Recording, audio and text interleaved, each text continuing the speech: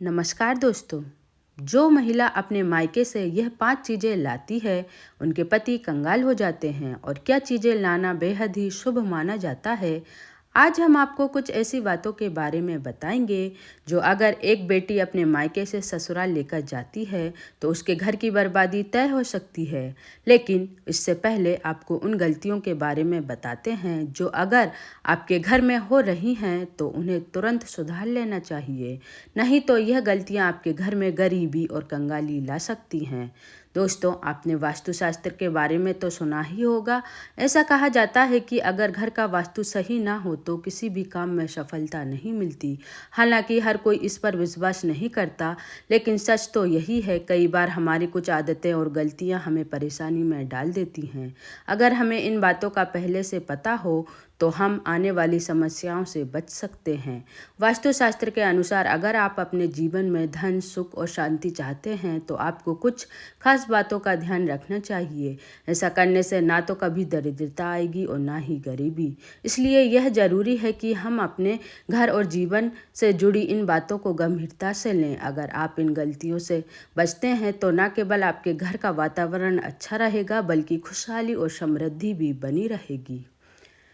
लेकिन उससे पहले अगर आप भी चाहते हैं कि माता लक्ष्मी जी का आशीर्वाद आपके ऊपर सदैव बना रहे तो इस वीडियो को एक लाइक करके आपके अपने चैनल ज्ञान लाभ को सब्सक्राइब कर लें और कमेंट बॉक्स में जय लक्ष्मी माता लिखकर अपनी हाजिरी अवश्य लगाएं। नंबर 1, बेडरूम में पैर दरवाजे की ओर करके न सोएं।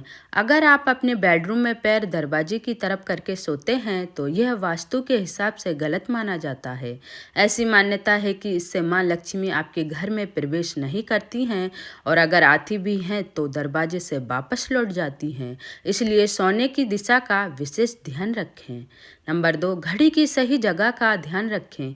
आपके घर में लगी घड़ी का भी वास्तु से बड़ा महत्व होता है। सोते समय घड़ी को सर के पास, तकिए के नीचे या बेड के सामने या पीछे रखना सही नहीं माना जाता। ऐसा करने से इंसान का दिमाग नकारात्मक सोचने लगता है और माँ लक्ष्मी वहाँ नहीं ठहरती। नंबर 3, बिस्तर पर हल्के और साधारण रंगों का प्रयोग करें। वास्तु के अनुसार जिस बिस्तर पर आप सोते हैं उस पर हल्की और साधारण रंग की चादर और तकिए के कवर होना चाहिए। गहरी और चमकीली रंगों का इस्तेमाल बेड पर ना करें क्योंकि यह नकारात्मक ऊर्जा फैलाता है और लक्ष्मी का वास आपके घर में नहीं होता। नंबर 4, बेड पर इलेक्ट्रॉनिक चीज़ें ना रखें। अगर आप अपने बेड पर किसी भी तरह की इलेक्ट्रॉनिक चीज़ें जैसे पंखा, मोबाइल या लैपटॉप रखते हैं तो यह भी वास्तु के हिसाब से अशुभ माना जाता है।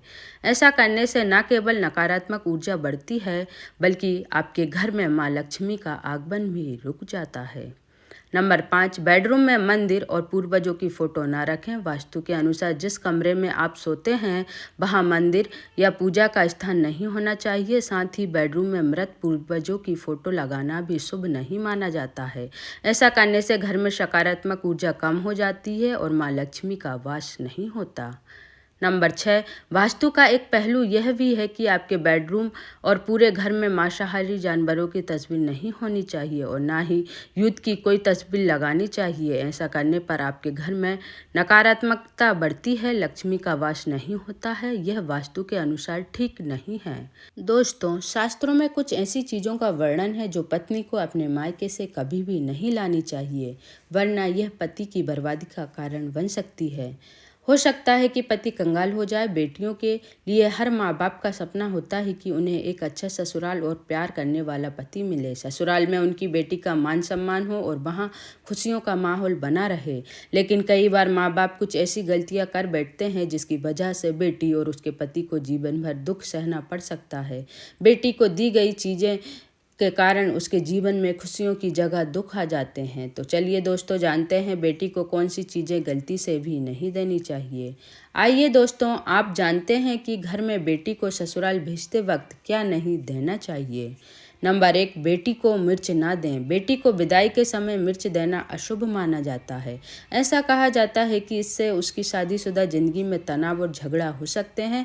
अगर आप उसे कुछ देना ही चाहते हैं तो उसे कुछ सूखे मेवे दें, यह शुभ माना जाता है और बेटी के रिश्तों में मिठास बनी रहती है।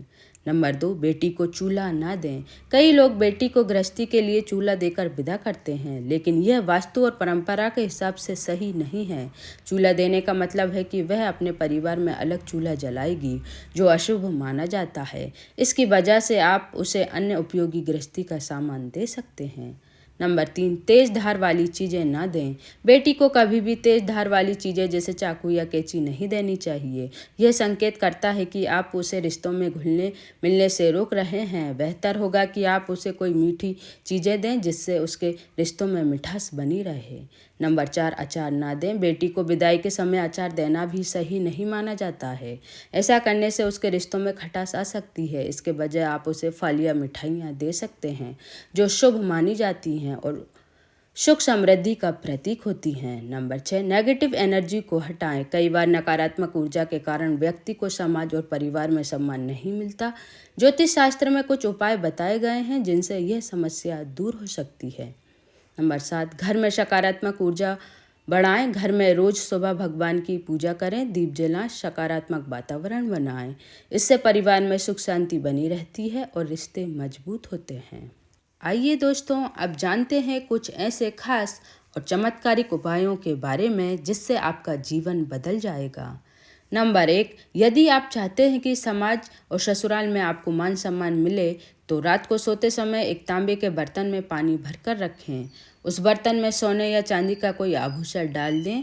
सुबह उठकर बिना कुल्ला किए हुए उस जल को पी लें। ऐसा करने से व्यक्ति को उचित मान सम्मान की प्राप्ति होने लगती है। साथ ही इस उपाय से जीवन का जितना भी तनाव है वह धीरे धीरे समाप्त होने लगता है। आपके मन या दिमाग में कोई भी नकारात्मकता हो तो वह भी इस उपाय से खत्म हो जाती है। नंबर 2, रात को सोते समय अपने पलंग के नीचे एक बर्तन में थोड़ा सा पानी रखें। सुबह उठकर वह पानी घर के बाहर फेंक दें। ऐसा करने से यदि कोई व्यक्ति आप पर आरोप लगाता है तो वह कभी सिद्ध नहीं होगा।